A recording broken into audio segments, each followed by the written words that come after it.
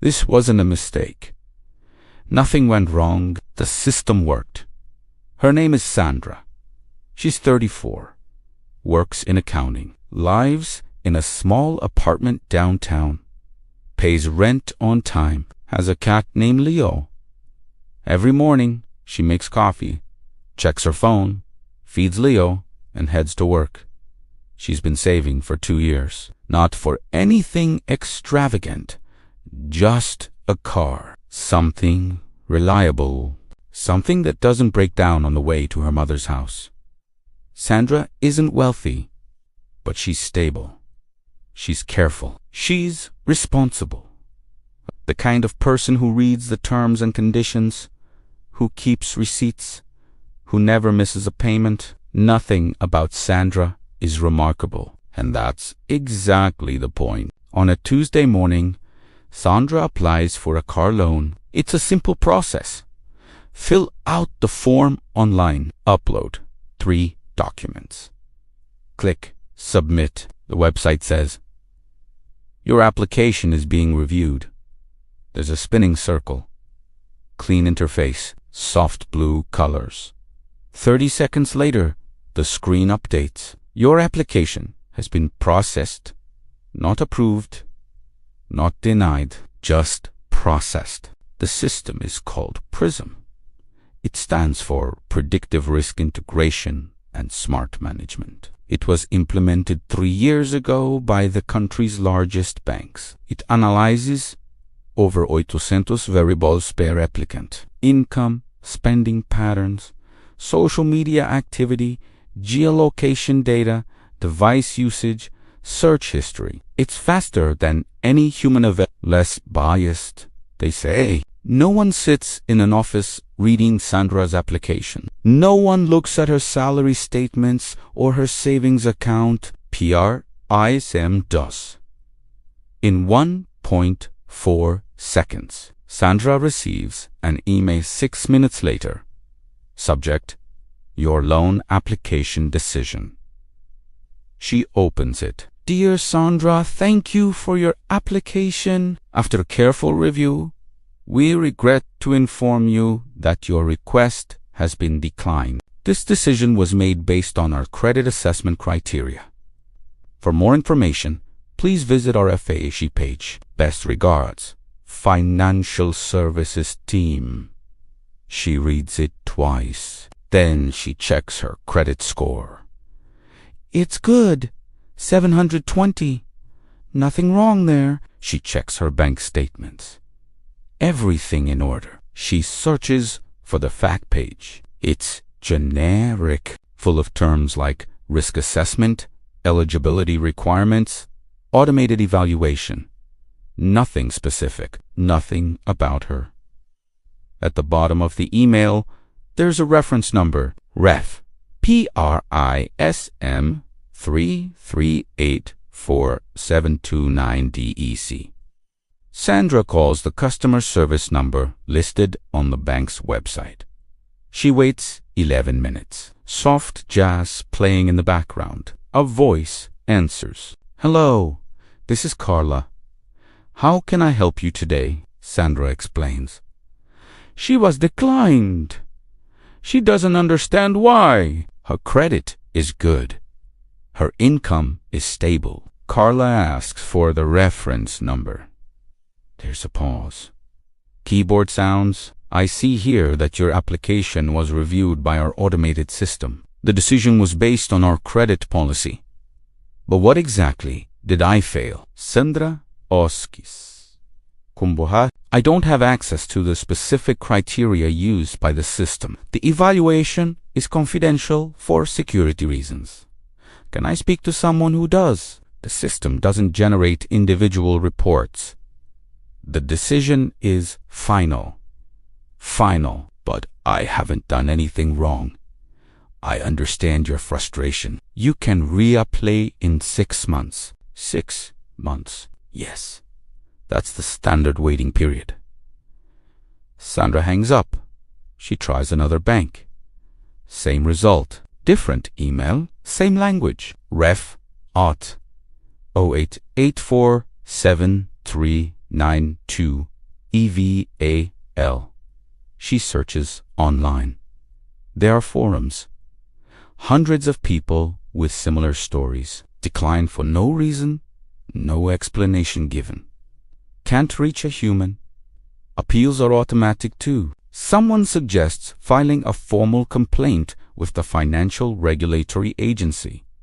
Sandra does. She fills out the form, explains her situation, uploads her documents, clicks submit. 2 weeks later, she receives a response. Dear Miss Sandra, we have reviewed your complaint. The institution in question operates within regulatory compliance. Automated credit systems are legally permitted and do not require individual justification for decisions. If you believe there is an error in your credit report, please contact the credit bureaus directly. Sincerely, Consumer Protection Division. There's no signature, no case number to follow up on, just another automated response. Sandra contacts the credit bureaus. She requests a full report. It arrives by email. She reads every line, every account, every payment, every inquiry. Everything is correct. There are no errors, no missed payments, no collections, no red flags. She's exactly who she thought she was. Responsible, reliable. And yet, the system said no. 3 months pass. Sandra keeps taking the bus. Her mother calls asking when she visits. Soon, Sandra says the bus route to her mother's house takes 2 hours. With the car, it would be 40 minutes. She starts looking at her expenses. Maybe she's spending too much on groceries. Maybe she should cancel her streaming subscription. Maybe she should pick up extra hours at work. But none of this makes sense. Her finances haven't changed. She's the same person she was before the application. The only thing that changed is what the system knows about her. One evening, Sandra receives a targeted advertisement on her phone. Pre-approved for a premium credit card. Apply now. She clicks on it out of curiosity. Same banker declined her loan. She applies just to see. 2 minutes later, congratulations. Your application has been approved. Your card will arrive in 5 to 7 business days. She stares at the screen. A credit card approved. A car loan declined. Both decisions made by the same system. Both automated. Both final. Neither explained. Sandra doesn't use the credit card. She puts it in a drawer. She keeps taking the bus. 4 months later, her company announces layoffs. Her department is being restructured. Sandra's position is eliminated. Not because of her performance. The numbers just didn't add up, they said. She receives a severance package. 3 months salary. She starts applying for new jobs. Most applications are online now. Fill out the form. Upload your resume. Click submit. She applies to 17 companies in 2 weeks. 12 send automated rejection emails within hours. Thank you for your interest. We have decided to move forward with other candidates. 5 never respond. Sandra wonders if anyone even saw her resume. She wonders if a system like PRISM is reading her applications, analyzing her employment gap, her age, her zip code, her search history. She wonders what the algorithm sees when it looks at her. She gets an interview. It's for a position similar to her last one. Same responsibilities, slightly lower pay. She prepares for 3 days. She arrives 15 minutes early. The interview goes well. They smile. They nod. They say they'll be in touch. 1 week later, she receives an email. Dear Sandra, thank you for taking the time to interview with us. After careful consideration, we have decided not to move forward with your application. We wish you the best in your job search. She replies, asking for feedback. The response is automatic. Due to the volume of applications, we are unable to provide individual feedback. Thank you for your understanding. Sandra's savings are running low. She needs a job. Any job. She applies to positions she's overqualified for. Retail, customer service, data entry. The automated systems reject her. Overqualified. Some emails say, others say nothing at all. She removes her degree from her resume.